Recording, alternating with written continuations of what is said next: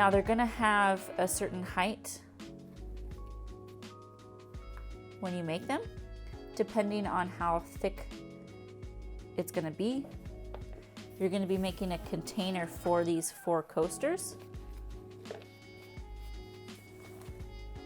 So any leftover clay that you have, go ahead and smash, so that way you have a strip.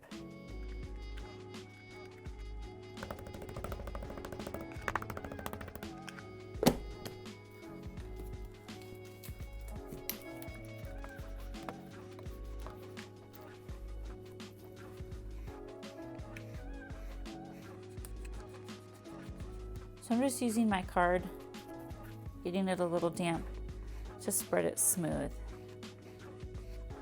To make the container for your coasters,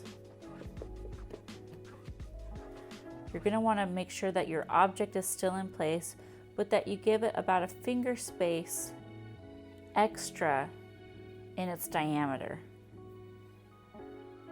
This is going to help you as your coasters dry to fit them back in.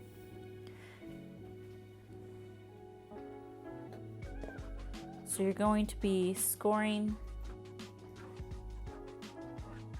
and slipping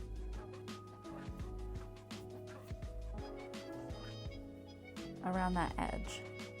Now leave an opening on the back end, because when you have your coasters, you're going to be putting them down into place. And if you have them down without an opening, you're not going to be able to take them out of the container that you make. So leave a good, I'm going to say hand size distance, so that way that you can see the stack of coasters that you have, and that you can access them well. The last thing that you're going to need is a slab that's going to fit all the way around this edge. So let me make another slab.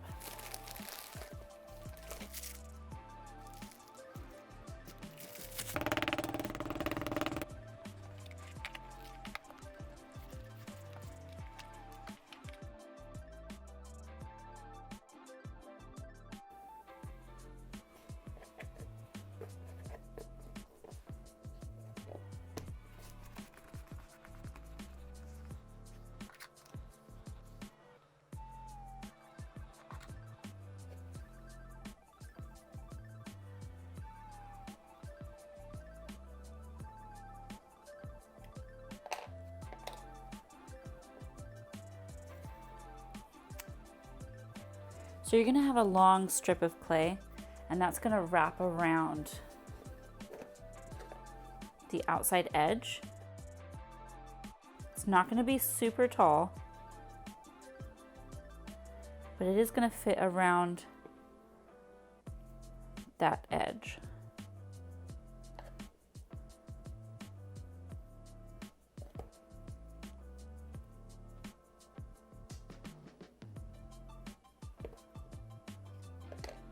Remember when you're scoring that you're going to add your slip.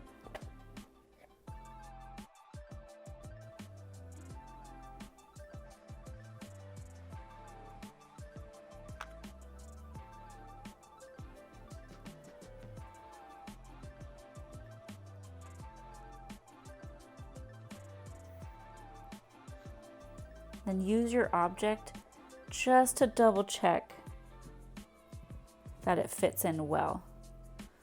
If you want to measure the height of your first coaster, you can tell how tall that you need to make the container. You don't want it to be too tall. So if this is like a fingertip high and you have 4, then this height is going to work because it's about the length of my entire finger. But if you have super thin coasters, you might end up cutting this level or making it half as high as what I have pictured.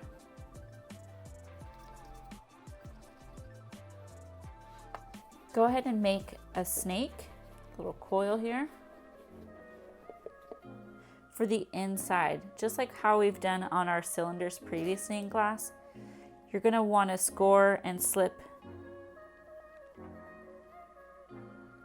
and put this in that crease.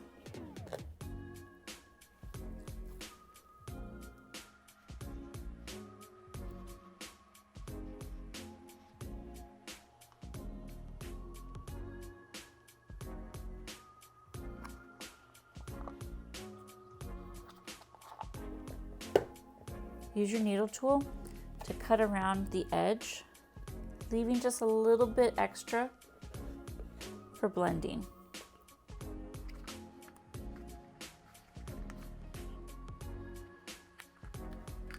Then you can use your homemade rib to tuck underneath and really blend up. This is also going to give it some strength that it needs, because it's going to feel a little flimsy when it's fresh clay. Of course, you can always let it sit out for a few hours or put a bag over it so overnight it can stiffen a little.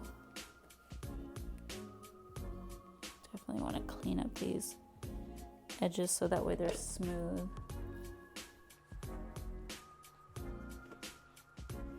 It's up to you if you want it to be a circle, if you want the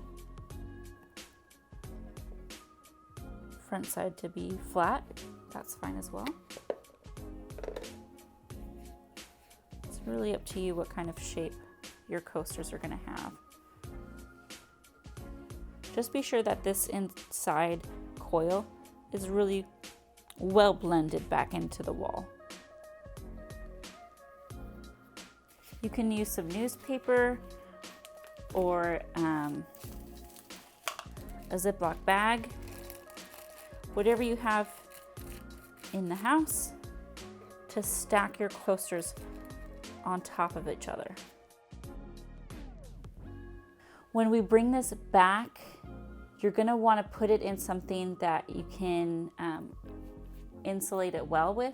So if you have some newspaper that you can crunch and place around the sides, and then put this project in a box or a shopping bag, anything that's going to kind of protect it. If you have a large enough Tupperware container, you can do it that way, but you want to make sure that it comes back to school in one piece. We're going to be sanding and mending things. I know that they break as they are transported, but in order to ensure that they come in as best as they can, give it enough cushion on the outside and the inside, so that way when they're jostled around, they're not going to break. And then if you want to spray it down with a little bit of water, that's going to help prevent it from drying out. And you can always use your bag to kind of cover it so that way it stays wet longer. So that way you can work on it all through break. Okay, good luck.